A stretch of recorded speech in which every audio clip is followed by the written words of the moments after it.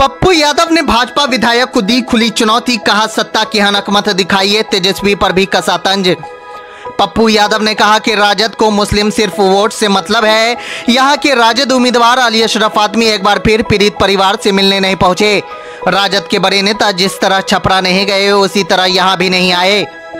मधुबनी लोकसभा क्षेत्र के जाले इलाके में 20 मई को बुर्का पहनकर फर्जी मतदान की कोशिश के आरोप में 3 फर्जी महिला मतदाता सहित 4 लोगों को पुलिस ने बूथ पर से ही गिरफ्तार किया था।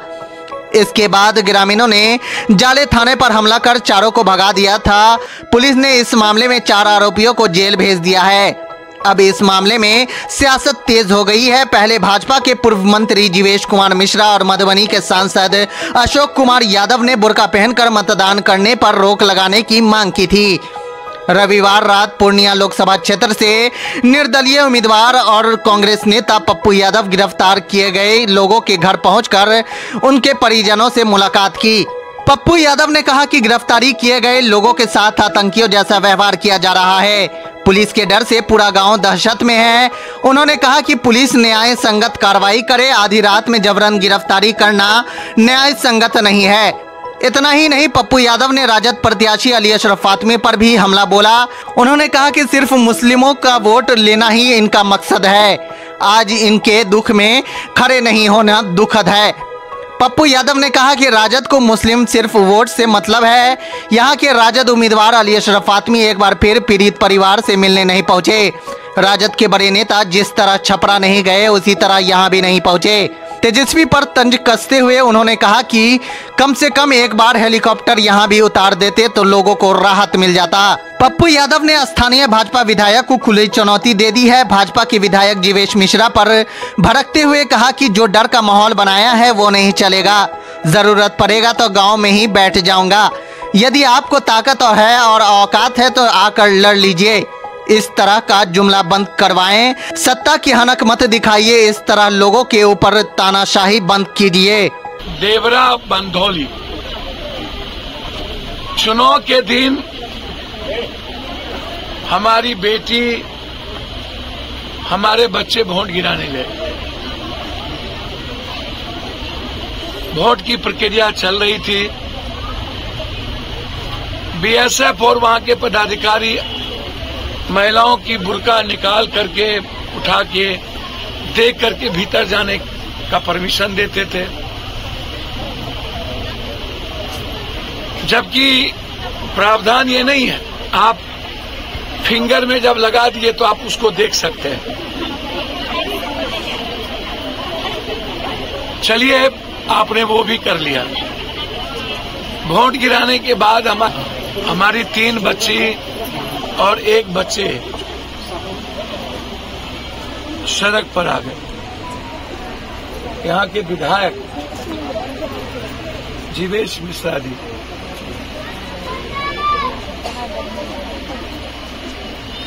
जिन्हें न तो संविधान का ज्ञान है, न कानून का, और न ही उन्हें भारतीय संस्कृति का, न ही पारिवारिक और सामाजिक परिवेश का। मुझे ये समझ में नहीं आया कि चुनाव के दिन इस क्षेत्र के विधायक जीवेश मिश्रा को कौन सा परमिशन था बूथ पे जाने का। मैं यह बात छपरा में भी कहा था जब हम मर्डर में आज से 4 दिन पहले गए। रोहनी पर 307 का मुकदमा हुआ। गाली गलौज भी रोहनी को दी गई, भोंसरी कह के पर्टिकुलर इंडिविजुअल गाली गलौज और भी दिया गया जो मैं नहीं बोल सकता हूं। मारपीट किए गए। एक कैंडिडेट को बूथ के प्रिजाइडिंग अफसर तक जाने और उससे बात करने का राइट है, लेकिन पार्टी के विधायकों को प्रिजाइडिंग अफसर और उस बूथ के भीतर जाने का राइट नहीं है। मुझे नहीं पता उस दिन गाड़ी कैसे चल रही थी। वो वोटर कहां के हैं मुझे नहीं जानकारी। जिस बूथ के वो वोटर होंगे उससे बाहर शाम के 5 बजे तक आप रास्ते के द्वारा प्लेन पकड़ने जा सकते हैं, किसी अस्पताल के काम से बाहर जा सकते हैं। किसी भी चुनावी प्रक्रिया के दौरान आप उस बूथ पे रुक करके वोटरों के साथ बदतमीजी नहीं कर सकते। में मुर्दाबाद किया गया। यदि कोई भूल हो गई होती तो उसे आतंकियों का व्यवहार करने का राइट ये सीआरपीसी और कानून में नहीं है।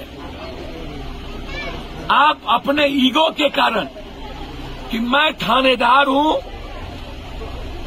मैं पुलिस हूं, मेरी वर्दी ही ताकत है, आपने जनता की भावनाओं को नहीं समझा और आप जुल्म कर दिए, जुल्म की सीमा पार कर दी आपने। इतना बड़ा जुल्म ये सही नहीं है।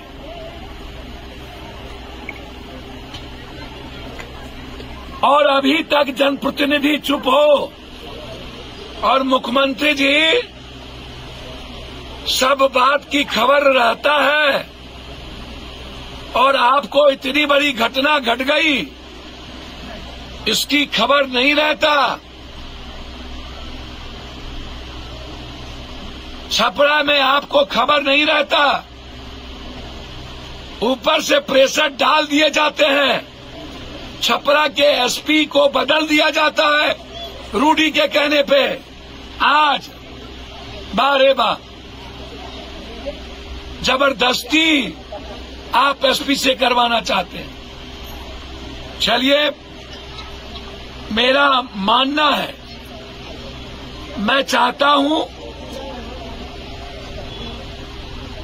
24 आदमी पर आपने केस किया होगा, धारा 253 या 153 या और भी काम काज में दखल देने का चुनावी प्रक्रिया। आप वारंट ले आइए, वारंट सर्व करा दीजिए। जिन लोगों का आप वारंट लाएंगे वो अपना बेल करा ले, या जिनका नेम्ड एफआईआर है वो अपना बेल करा लेंगे, या नहीं तो आप कानूनी प्रक्रिया के तहत आप कोर्ट जाइए, कोर्ट से आप कुर्की जब्ती लीजिए। हम एंट्री सब की बेल करेंगे या तो सरेंडर करेंगे। या कौन सा कानून है रात के 12 बजे मेरी मां और मेरी बेटियों पर जुल्म करने का? और यही जुल्म पप्पू यादव को यहां लेके आ गया। ये डर नहीं चलेगा, ये आतंक नहीं चलेगा जीवेद जी। जरूरत पड़ेगी तो इसी गांव में मैं बैठ जाऊंगा। और आपको बहुत ताकत और औकात है ना, तो आके लड़ लीजिएगा पप्पू यादव से।